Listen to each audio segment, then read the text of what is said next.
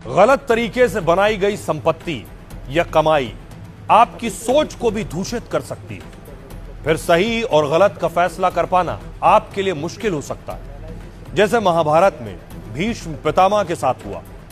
महाभारत का युद्ध खत्म होने वाला था। कौरवों के बड़े बड़े योद्धा हार गए थे। भीष्म पितामह बाणों की शैया पर लेटे हुए थे। एक दिन युद्ध में विराम के बाद पांडव भीष्म पिता से मिलने पहुंचे। उनके साथ द्रौपदी भी थी।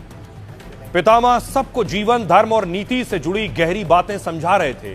तभी द्रौपदी ने पूछा, पितामह आज आप धर्म और ज्ञान की गहरी बातें कर रहे हैं, लेकिन जब मेरा चीरहरण हो रहा था तब आप भी वहां मौजूद थे, लेकिन तब आपका ज्ञान कहां था? आपने तब मेरी रक्षा क्यों नहीं की? भीष्म पितामह बोले, बेटी उस समय मैं दुर्योधन का दिया हुआ अन्न खा रहा था। वो अन्न अधर्म और अन्याय से कमाया गया था। ऐसे अन्न का प्रभाव मन और बुद्धि पर पड़ता है। मैं सब समझ तो रहा था, लेकिन मेरी बुद्धि दुर्योधन के सामने फैसला लेने में असमर्थ हो गई थी। द्रौपदी ने पूछा, तो आज आप निडर होकर सच कैसे बोल पा रहे हैं? भीष्म पितामह बोले, जब अर्जुन के बाणों ने मेरे शरीर को भेद दिया तब मेरे शरीर का सारा खून बह गया। वो खून उसी अन्न से बना था जो दुर्योधन का था। अब मैं आप उसके प्रभाव से मुक्त हो चुका हूं, इसलिए सही और नीति की बातें रख रहा हूं। महाभारत के इस प्रसंग में लाइफ का बड़ा फंडा छपा है। ईमानदारी और खुददारी की कमाई में ही जिंदगी का असली सुख है। ईमानदारी से कमाया गया धन चाहे भले कम हो, लेकिन वो अपने साथ संतोष और सही सोच लाता है। गलत तरीके से बनाई गई संपत्ति या कमाई आपकी सोच को भी दूषित कर सकती है। फिर सही और गलत का फैसला कर पाना आपके लिए मुश्किल हो सकता है। जैसे महाभारत में भीष्म पितामह के साथ हुआ। महाभारत का युद्ध खत्म होने वाला था। कौरवों के बड़े बड़े योद्धा हार गए थे। भीष्म पितामह बाणों की शैया पर लेटे हुए थे। एक दिन युद्ध में विराम के बाद पांडव भीष्म पिता से मिलने पहुंचे। उनके साथ द्रौपदी भी थी।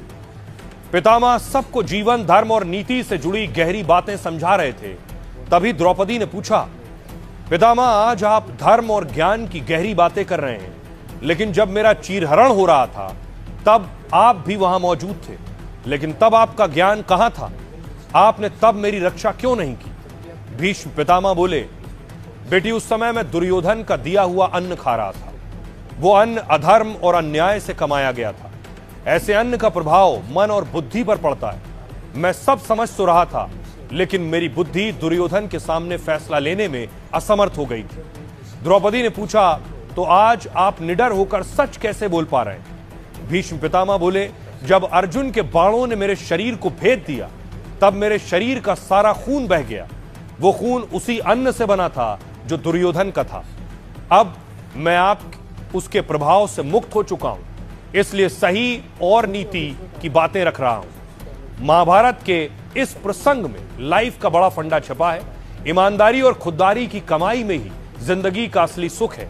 ईमानदारी से कमाया गया धन चाहे भले कम हो, लेकिन वो अपने साथ संतोष और सही सोच लाता है।